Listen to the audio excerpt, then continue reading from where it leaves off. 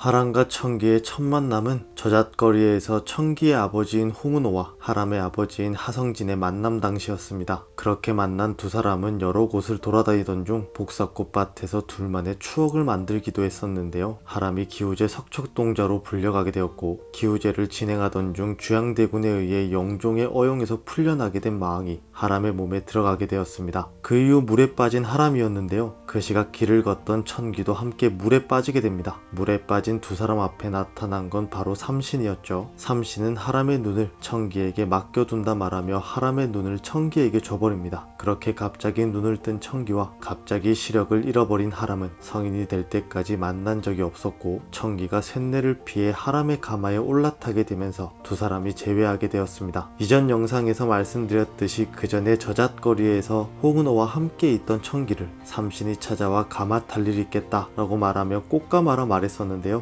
그 장면에서는 청기와 하람의 만남을 간접적으로 전해준 것이라면, 이번에 방영된 파라에서는 삼신이 직접 나서 두 사람을 이어주는 장면이 나왔습니다. 양명이 청기를 찾아와 자신과 함께 고아원에서 진상을 밝혀보지 않겠냐 물어봅니다. 그 이후 쭉 대화를 이어나가다가 청기가 양명에게 아버지인 홍은호의 병을 고칠 청심원을 구해줄 수 있겠냐 물어보게 되었죠. 청심원을 구해주겠다고 말한 양명이 다음날 메주컨으로 자신을 찾아오라 말합니다. 그렇게 청기가 고아원에 들어가기로 마음먹고 양명을 찾아가려 메주컨으로 향하게 되었고, 가는 길에 삼신을 만나게 됩니다. 삼신이 이번에는 청기가 속해 있는 백유화단의 단주인 채원호가 양명에게 주라며 챙겨준 문배용 호도의 주인이 바뀌었다 말한 뒤 시간을 멈춰 알 수 없는 주술을 그림에 걸어버립니다. 그 이후 삼신과 헤어진 청기가 다시 메주컨으로 향하지만 걸어도 똑같은 자리에 돌아오던 청기였는데요. 그를 이상하게 여기던 청기가 자신 앞에 있는 집으로 들어가게 됩니다. 그 집은 바로 하람의 집이었는데요. 그렇게 두 사람이 만나게 되고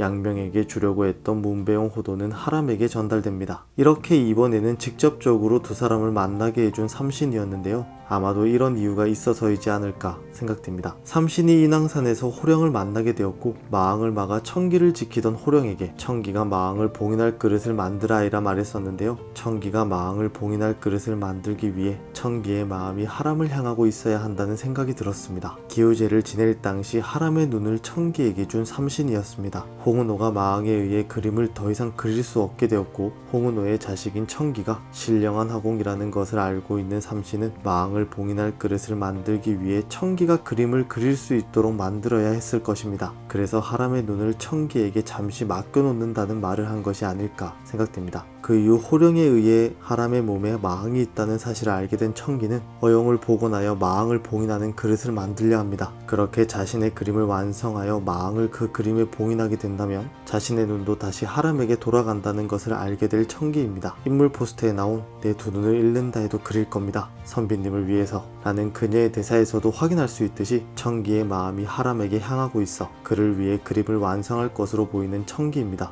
전 인류를 위해 자신의 몸에 마왕을 봉인하게 되는 운명을 가진 하람과 자신의 눈을 잃으면서도 마왕을 봉인할 그릇을 만들어야 할 운명을 가진 청기입니다. 어릴 적부터 이어진 두 사람의 인연의 끈이 끊어지지 않게 삼신이 나서는 것으로 생각되는데요. 과연 청기가 그림을 완성해서 그 그림의 마왕을 봉인하게 된다면 그 이후 청기의 눈은 하람에게 돌아가게 될까요? 많은 분들이 마왕의 눈이 4개이기 때문에 2개는 하람에게, 2개는 청기에게 나눠서 줄 수 없냐는 장난스러운 의견이 있었는데요. 이런 의견이라도 믿고 싶을 만큼 청기와 하람 두 사람의 눈이 다 보이는 해피엔딩이 되었으면 하는 마음입니다. 홍청기 드라마도 이제 중반부를 넘어 후반부를 향해 달려가고 있습니다. 시작한 지 얼마 안 된 것 같은데 벌써 9화까지 달려온 홍청기인데요. 16화가 너무 짧게 느껴지는 것 같습니다. 이때까지의 재미보다 더욱더 재밌는 후반부가 되기를 기대해보겠습니다. 오늘 준비한 영상은 여기까지입니다. 시청해주셔서 감사합니다.